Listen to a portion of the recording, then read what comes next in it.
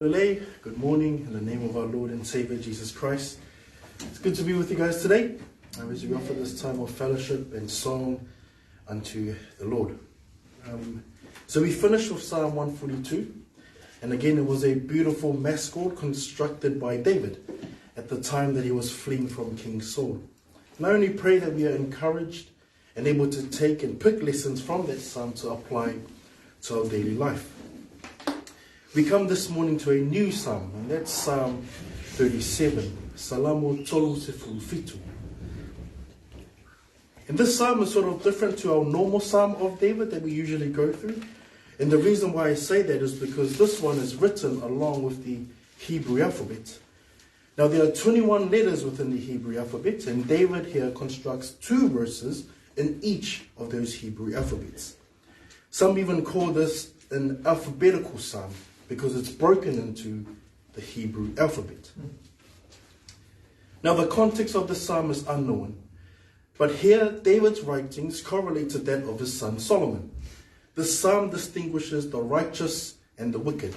It addresses the major questions we as believers may ask. Why do the wicked prosper? And why do the righteous suffer? It talks about the security of the righteous man and the insecurity fate of the wicked man. And according to studies, David has written this in his old age, which is found in verse 25. As it reads, I was young and now I'm old, yet I have not seen the righteous forsaken, or his seed begging bread. This could also be a psalm of David's experience throughout his life, and he has ordered it in this fashion. And we will go through 2 verses under each Hebrew alphabet. If I can have our Samoan Bible readers, please. Read from Salamu Tolu Sefulufitu, Whai Upu Muamua Ilelua. And then I'll ask our English Bible readers, please, to read Psalm 37, verses 1 and 2. Our Samoan Bible readers, please. Ia. Our English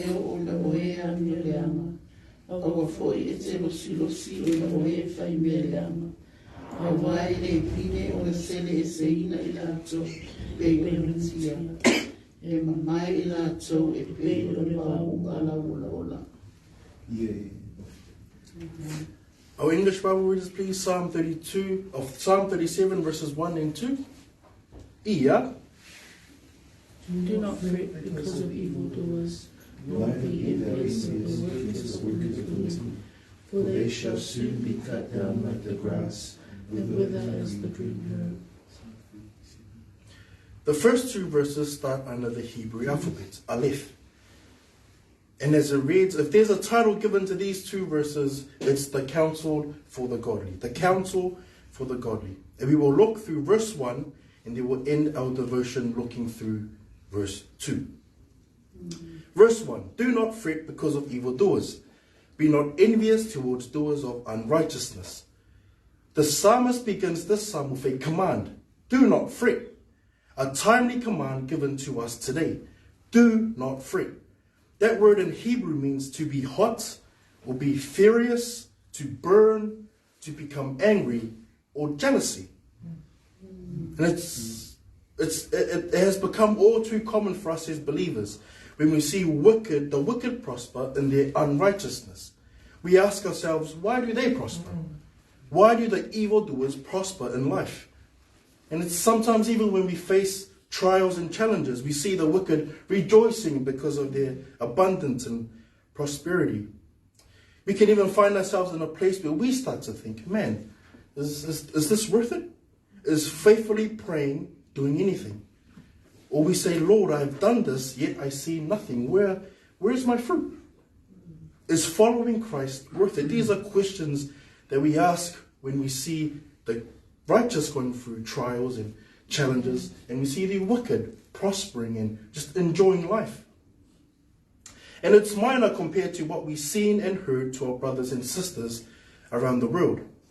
Persecuted for their faith, but those who are doing the persecuting get no jail sentence. Persecuted for their faith, but that nation has made it legal to kill believers in Christ.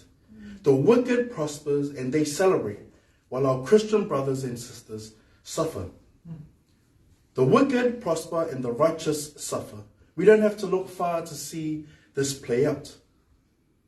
But I'm grateful that David started off this psalm with a command. Do not fret. Now imagine the things that David would have saw in this time. The wicked prospering by day and the righteous suffering. Here he is writing in his old age, do not fret. As if to say, there are many wicked things that will prosper and come against you as a believer. But do not fret. You may see or have seen the wicked prosper while you are suffering. Do not fret. Let that be our encouragement today, believers. Do not fret because of evildoers. Do not worry because of evildoers. Don't let the carnal judgments overrule what the Lord has said in his word. And I will give you some scriptures to hold on to as a way of application. We believe and hold fast to the Lord, who is righteous in all his acts. In the book of wisdom, or the book of Proverbs, we find a similar text with another command. Now, if we can all turn to Proverbs 23. Proverbs 23, looking at verses 17. Whaataotua lua se fulutolu, whai upu se fulufitu. And I'll ask our Samoan Bible readers, please, to read first. And then I'll have those of us of the New King James Version to read after. Whaataotua lua se fulutolu, whai upu se fulufitu. Our Samoan Bible readers, please. Ia. Awelo silosila uloto iena sala. A iena tau ia ioga ia soato. Thank you. Our New King James Bible readers, please. Proverbs 23, verse 17. Ia. Do not let your heart be in sinners, but be zealous for the fear of the Lord all day. Do not let your heart be jealous of sinners, but be zealous in the fear of the Lord. Here we are told of a similar counsel to that of David in Psalm 37.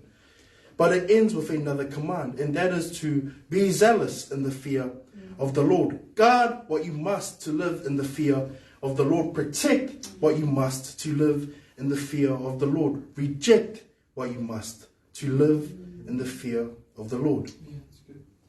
May we not fret when we see the wicked and evildoers succeed. Let us take hold of this command from David. Do not fret. And let us also learn from the book of Proverbs. But live in the fear of the Lord. Let us be sure that amongst all these things happening, that the Lord is still righteous in all things. We are to understand that the Lord is sovereign. And we finish off verse 1 with the remaining text. Be not envious towards doers of unrighteousness. Now the same command is given here, but in a different way. Be not envious. This gives off the same meaning as fret. Do not be jealous, or do not envy the doers of unrighteousness. David writes this command to us twice.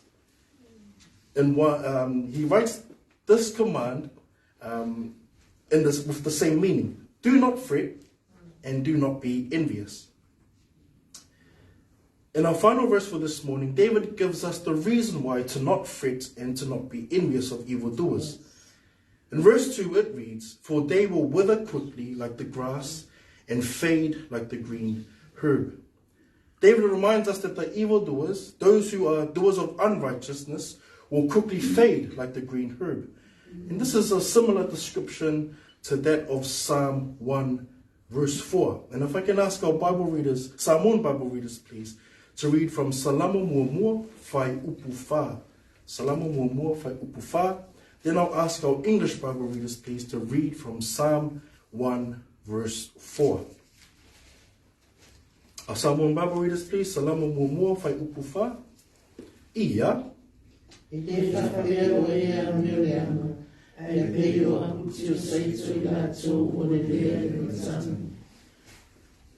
you. Our English Bible readers, please. Psalm 1, verse 4. Ia. The ungodly are not so, but are like the chaff which the wind drives away. So we can see the similarities of description with regards to the wicked or evildoers or doers of unrighteousness. They would fade away. And the word wither quickly in our psalm this morning means it's cut off. It's instant, and they fall or they fade away. It shows that the wicked or evildoers, even though they succeed or are prospering, is a reminder that these things that they do is temporary. It's only temporary.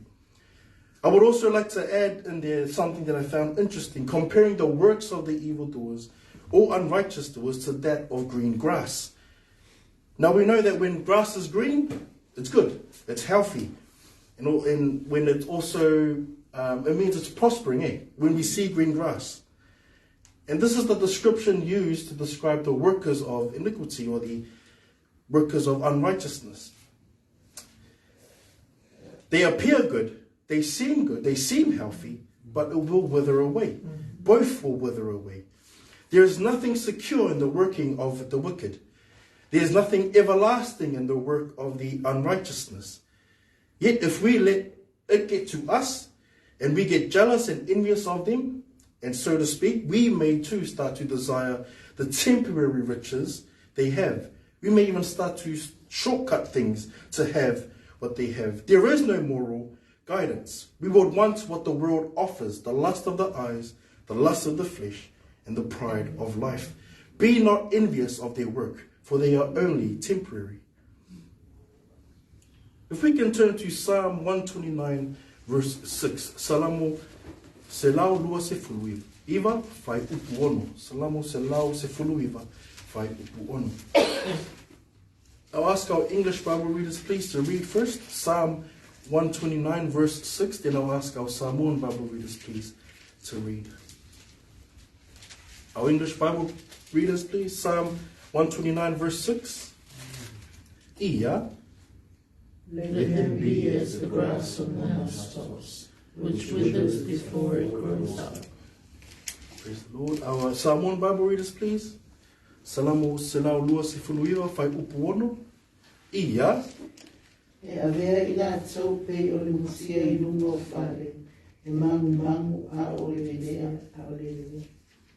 This scripture is similar to what we have just read. Psalm 1:4 and even our psalm this morning. In Psalm 129 verse 6, the wicked evildoers are described as grass on the rooftop which dries up or withers. Same description of their works being temporary or their works fading or withering away. It won't last long. Now to add in there the work of a Christian. Now the work of a Christian is hard. It's long suffering. It's done with patience, grace, and mercy. It's done in faith. It's persistent, consistent, and integral. It's done with humility, serving one another, not thinking of ourselves higher than the person next to us. It's a constant heart check, a constant repenting, living accordingly to the word of Christ. For some it's death, for some it's persecution, for others it's torture, it's excommunicated, it's been disowned from family. Now, all these things don't sound attractive, eh? If it was a job description, I'm sure some of them or some people would be like, nah, not this work. Hey, wait, there's suffering and there's torturing and even possible death. Nah, I don't want that. Give me the life that is easy and I can get rich. Give me the easy money, the easy life. That's what I want. That's right. Give me the life that I can have my reward here. Family, let us not be enticed to envying that type of lifestyle. Family, let us be reminded by those two verses that we just read this morning. They will wither away. So what? Father? You just taught us about the workers of the unrighteousness and how they're temporary and will not fade away.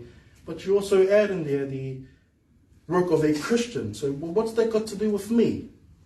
The reason why I mentioned some of the works of a born-again believer is to remind us all that even though we may suffer here in this life, even though we may see back-to-back trials for us in this life, even though we may be faithfully working and we see our friends who are still in the world succeeding in life, even though we see that stuff happening, our reward is not here.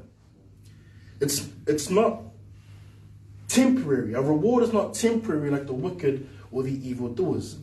No, dear friends, we have an everlasting prosperity to be with Christ. We have an everlasting reward as believers. Psalm 37 verses 1 and 2. Do not fret because of evildoers. Be not envious towards doers of unrighteousness, for they will wither quickly like the grass and fade like the green herb. As a way of ending our devotion this morning, I would like for us to turn to 1 Peter 1 verses 3 to 9. For our Samoan Bible readers, mua petero, mua fai uputolu I le iwa.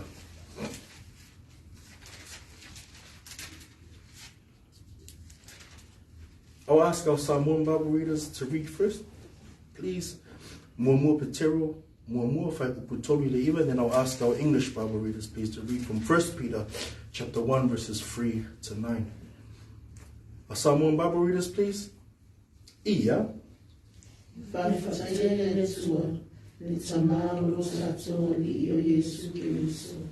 O lena whanau fōwina I tātou o no holona no whatele. Ina e ui le whamoe moe ola. I le toe tū mai o Yesu Kiriso na e o oti. Ia e ui le tofi e le bala. E le aise le anga o iai. E le mamai lava.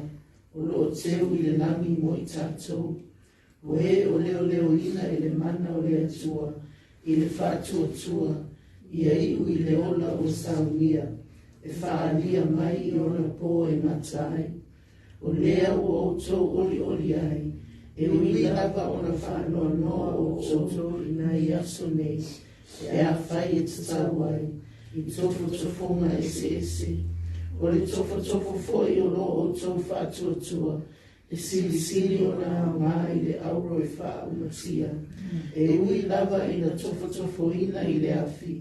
E a vea ma mea e iu I le vi inga. Mane mamalu. Mare manuia pe a whaaria mai Yesu Kiriso. E leo I no atu o tau I a teia. A ua lolofa I a teia.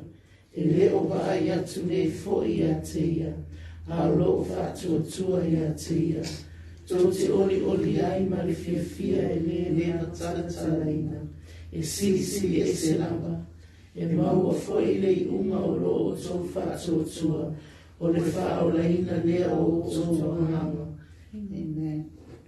Thank you. Our English Bible readers, please. 1 Peter chapter 1 verses 3 to 9. Ia.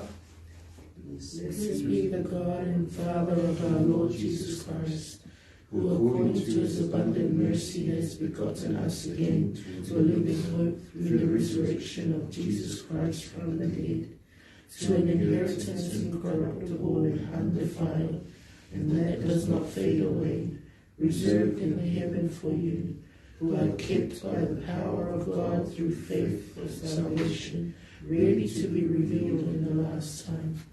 In this you greatly rejoice, though now for a little while, if need be, you have been grieved by various trials, that the genuineness of your faith, being much more precious than gold that perishes, though it is tested by fire, may be found to praise, honor, and glory at the revelation of Jesus Christ, whom having not seen you love, though now you do not see him, yet believing, you rejoice with joy inexpressible and full of glory, receiving the end of your faith, the salvation of your souls. I'll end this part of our devotion in prayer, and then I'll hand it over to our brother Christian, who will lead us in a time of worship. Let us pray. Father, we thank you again for today. We thank you for the gathering of believers here today. We pray that the truths of your word will find itself in good soil. May the truths of your word encourage the believers here today, Father. We also pray, Lord, help us keep our eyes focused on the rewards that are in heaven, Lord, that they are imperishable, they're everlasting, they're uncorruptible, Father. Help us not look to the things of this world, Father, for all things here are temporary, but keep our eyes focused on you and the things above. We thank you, Lord, for today. In Jesus' name we pray. Amen. Amen.